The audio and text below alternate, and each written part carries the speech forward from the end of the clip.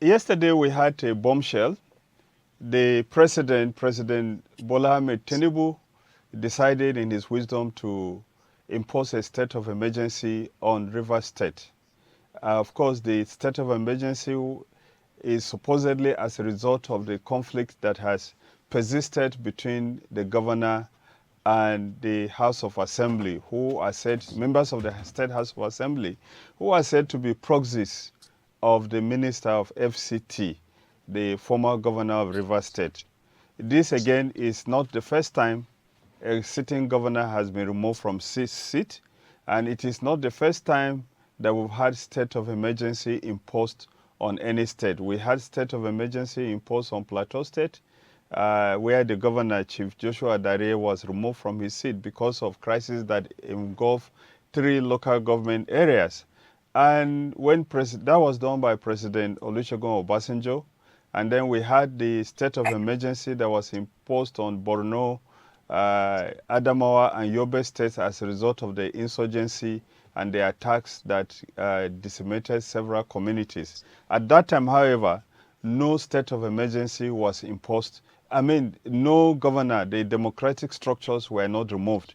Yesterday, we went back to what President Olusegun Obasanjo did in the case of Plateau State, and where the whole democratic structure was removed. And this has naturally elicited a lot of comments from Nigerians from all walks of life. With me on Zoom is the honorable member from Ohafia Federal Constituency in Abia State, Chief Ndukwe Hon Nkole. And I want to ask you, Honorable, what is your first take about this state of emergency that was imposed yesterday? Yeah, thank you, Honorable Shawulu, for having me. My name is Hon Nkole. One, the president is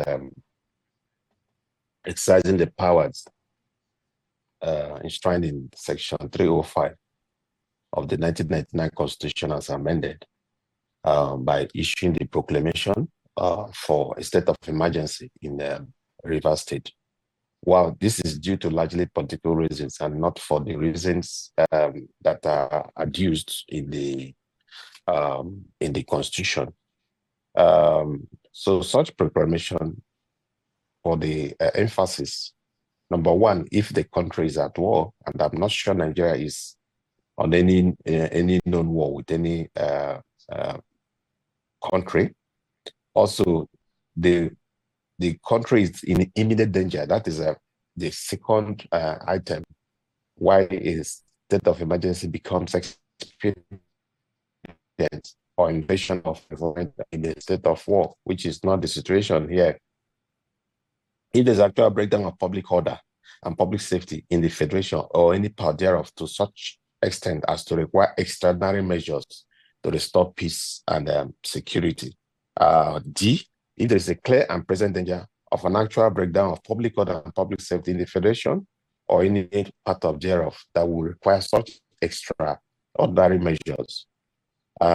If there is an occurrence of immediate danger or the occurrence of any disaster or natural calamity affecting the community or section of the country in the federation, if there is any other public danger which clearly constitutes a threat to the existence of the federation, the president will receive a request to do so in accordance with the provision of subsection 4 of this section. And what does it say? That the governor of the state may, with the sanction of resolution supported by the 2/3 majority of the House of Assembly, requires the president to issue such a proclamation of a state of emergency in the state wherein there is an existence within the state, or thereof. So my first reaction to this is that there has never been a resolution. There was never a request by the governor. So the president has, invoked that powers unilaterally, which is wrong. So it's an affront on the Constitution of the Federal Republic of Nigeria. So it shows great concern that there is danger actually in the implementation of our Constitution. So it amounts that the president too has set aside the Constitution of the Federal Republic of Nigeria. So you can't in good conscience, say that the proclamation, was done in the right manner. But however, Section 305 itself is not self-executory. Yes, has issued the proclamation. All eyes now on the legislative arm, both chambers, to speak in favor or against it. So until National Assembly plays its own part, the ball is now in the court of the National Assembly, the legislative arm, to give impetus or reject it. So that is the situation. But overall, the actions of the president on this matter did not follow the laid-down constitutional procedure. Yeah, but the president has a precedent. What happened in when President Olusegun Obasanjo was a president? You would not say because an armed robber came to steal in your house, then another armed robber who is not justified to also come and steal in your house. And also, don't forget that that process was challenged up to the Supreme Court, and the Supreme Court did give a decision on that the president does not have the powers to suspend democratically elected officers of the Federal Republic of Nigeria. Now, so that's a decision that should have guided the president. Yes, I say, what is your take? Can you remind us your take on the state of emergency? Yeah, my take is this. Like I've said, Section 305 of the Constitution clearly provides how state of emergency, the procedures for declaring a state of emergency. And those procedures, was not followed by Mr. President. Two, there are plethora of past court decisions that reinforces the requirement for National Assembly approval, to search for National Assembly approval before a state of emergency can be declared. In fact, in under the watch of President Bola Ahmed Tinubu in 2004, when former President Obasanjo declared state of emergencies in Plateau and Ekiti State, the Attorney General of Lagos State challenged that decision, that editorial decision. Now, the Supreme Court, in their ruling in 2004, did say that the president must follow the constitutional processes in Section 305, which includes obtaining a permission from National Assembly. That state of emergency does not mean that the automatic removal of elected officials. That the powers of president under emergency rule are not absolute. I must comply with the Constitution. So the ruling also established that the president cannot declare state of emergency arbitrarily or use it as a tool to remove governors without due process. So if President Tinubu were to declare a state of emergency in Rivers State without National Assembly approval, it will likely be said that President Tinubu is also going against the democracy he fought to protect in 2004.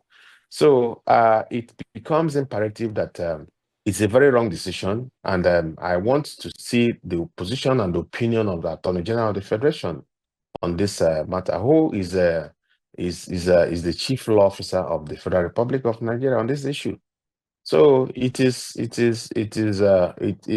quite worrisome. The ball is now in the court of the National Assembly to examine the process and the procedure of the declaration of state of emergency. One, National Assembly, they put in the parliament, being the representative of the people. We have people from Rivers State. We also have people from other parts of the country. We are Nigerians. One thing that should come to mind is the provisions of 305, Section 305, particularly Section 4, 3 and 4, that requires the governor, through a resolution of the State Assembly, invite the president to do that. Was it followed? That is the first question. Now, if the answer is no, Section 4 also laid down what should happen to it. More so, two-thirds majority is required to sanction that. But first, determination of the legality of such proclamation, consistent with the 1999 Constitution Amendment, should be the very first part of call for National Assembly to debate on and to ask if due process was followed. Now, as you can see, the options left for the governor, Sim Fobora, is to go to the Supreme Court, is go to court to go and contest, as the previous governors who were affected have gone to do. But already the Supreme Court is not particularly fond of him because of his disobedience to court orders and the willful destruction of the State House of Assembly. If I get you right, that should not be on the card. We're talking about democracy. Supreme Court itself have said that they're not infallible. Also, Mr. President is also not infallible. This is a democracy. The president should reconsider his opinion and follow the due process. And the condition precedent for such declaration and proclamation, has it been met? So the job is more on Mr. President. So asking Governor Sim Fubra to go to court is also overburdening the court. I mean, why will always go to court for why should it become a mantra? We'll commit false and want the court to come and do what? So there are a lot of issues that the court should be saddled with, and not, a clear gray of not following the Constitution of the Federal Republic of Nigeria.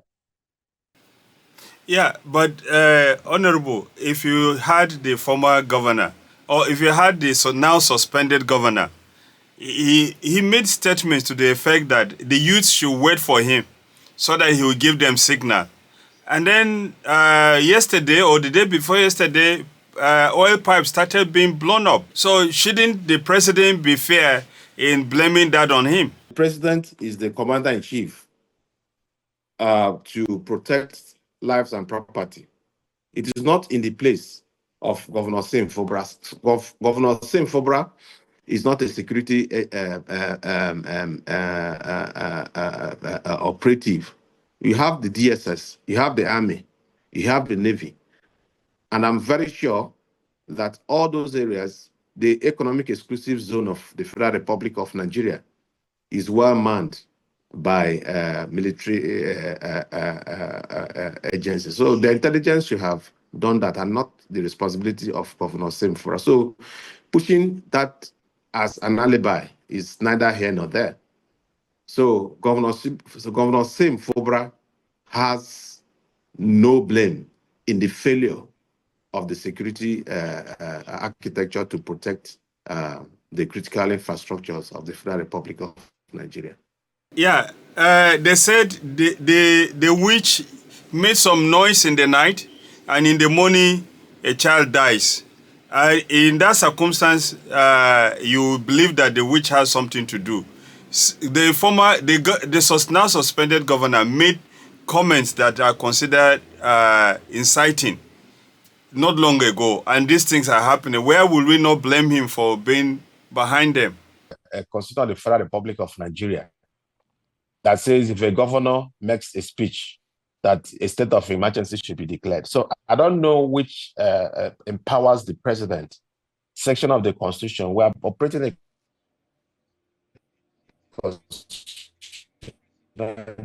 democracy. It is the reason, it is the more reason why the president is the chief Nigerian security authorities and should be on guard. If there's potential so the breakdown of law and order. Intelligence his concerns should be confined, and his actions should be confined with the Constitution of the Federal Republic of Nigeria of 1999 as amended. So it is not about sentiment. It is about law. It is about constitution. It's not about what he thinks it is to be done. It should be what the law states. We're not in a banana republic. Yes, it's an intelligence. Assuming Fashola, sorry, I mean to say, assuming they